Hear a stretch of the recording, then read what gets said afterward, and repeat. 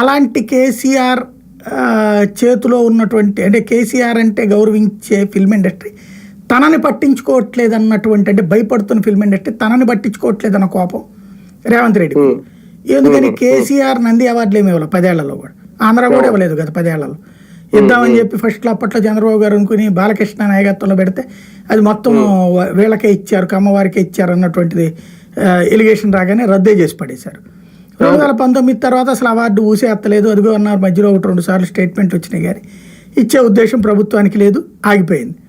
ఎందుకంటే film industry ఇక్కడికి రావట్లేదు, లేదా ఈయన జగన్ పట్టించుకోలేదు అన్న కోపం జగన్కు ఉంది. లేదా జగన్కి సన్నిహితంగా ఉండేటటువంటి నటులు, చోటా మోటా నటులు, ఆలీ కానీ లేకపోతే పృథ్వీరాజ్ కానీ రోజా, వీళ్ళు నటులుగా మంచి నటులే, కానీ పలుకుబడి పరంగా ఒక మెగాస్టార్లు వాళ్ళ స్థాయికి వెళ్ళలేరు కదా, నందమూరి కుటుంబాలు వాళ్ళని సమన్వయం చేసుకురాగలిగిన నటులు వీళ్ళ దగ్గర లేరు. దాంతో వీళ్ళు ఏదైనా ప్రయత్నించినా జగన్ సరే మీరు కానివ్వండి అని చెప్పినా వీళ్ళ వల్ల కాలేదు, వాళ్ళు తీసుకునే ప్రయత్నం చేయలేదు. కేసీఆర్ 2వ టర్మ్ కూడా చేయలేదు. ఇప్పుడు ఈయన నంది అవార్డుల ప్లేస్లో గద్దర్ అవార్డులను ఇద్దాం అనుకున్నారు. తద్వారా తెలంగాణ ఉద్యమకారులకు ఒక ఫీలింగ్ క్రియేట్ చేయడం, ఆత్మసంతృప్తి కలిగించడం. అదే సందర్భంలో అవార్డులు ఇచ్చామని ఫిల్మ్ ఇండస్ట్రీ, కానీ ఫిల్మ్ ఇండస్ట్రీకి అవార్డులు నచ్చలేదు. గద్దర్ అనేటటువంటి ఆయనకు ఒక గాయకుడు అవార్డు ఇస్తే బాగానే ఉంటుంది, కానీ టోటల్గా అందరికీ గద్దర్ అవార్డులు ఇచ్చేదేంటి?